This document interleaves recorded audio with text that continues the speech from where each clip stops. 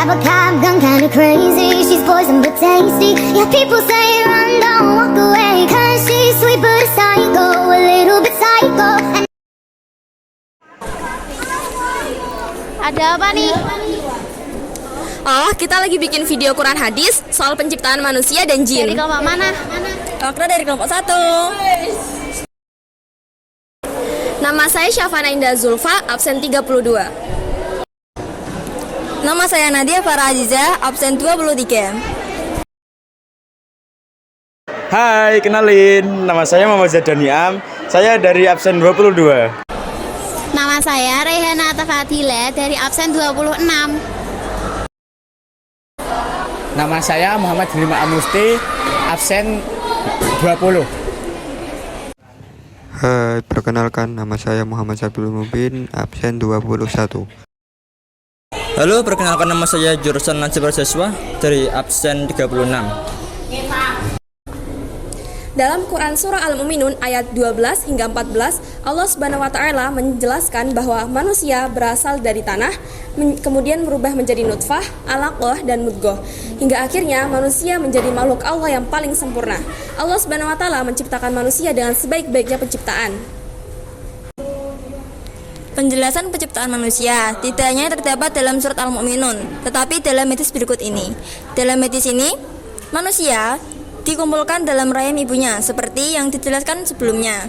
Kemudian malaikat meniupkan ruh dan mencatat 4 kata, yaitu amal, ajal, rezeki, kebahagiaan atau kesulitannya. Berdasarkan dari surat An-Nahl ayat 78, diketahui bahwa ketika seorang manusia baru dilahirkan dari perut ibu, seorang manusia tidak mengetahui apa-apa tentang dunia ini. Oleh karena itu, seorang manusia diberikan 3 kemampuan oleh Allah Subhanahu wa Ta'ala, yaitu penglihatan, pendengaran, dan hati nurani.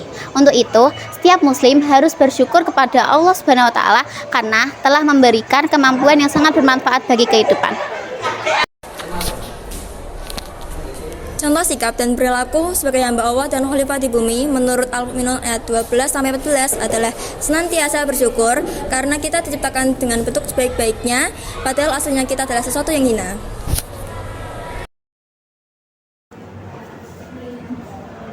Sedangkan menurut Quran surat An-Nahl ayat 78 bahwa selalu bersyukur kepada Allah Subhanahu wa Ta'ala karena telah memberikan kenikmatan kepada kita berupa penglihatan, pendengaran, dan hati nurani.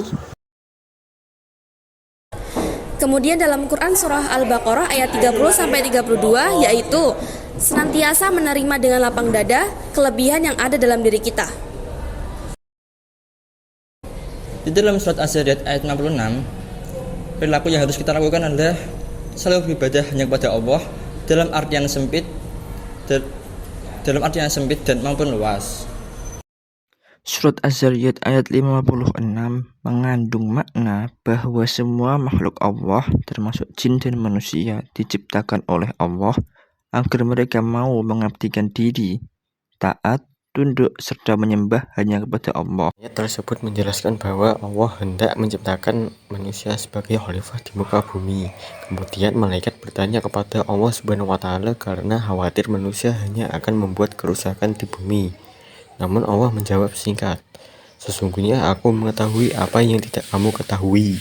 Allah terhadap hambanya yaitu agar mereka hanya menyembah kepada Allah semata dan tidak menyekutukannya sedikit pun. Dan haknya hamba terhadap Allah yaitu Allah tidak akan mengazab mereka yang tidak menyekutukan Allah sedikit pun.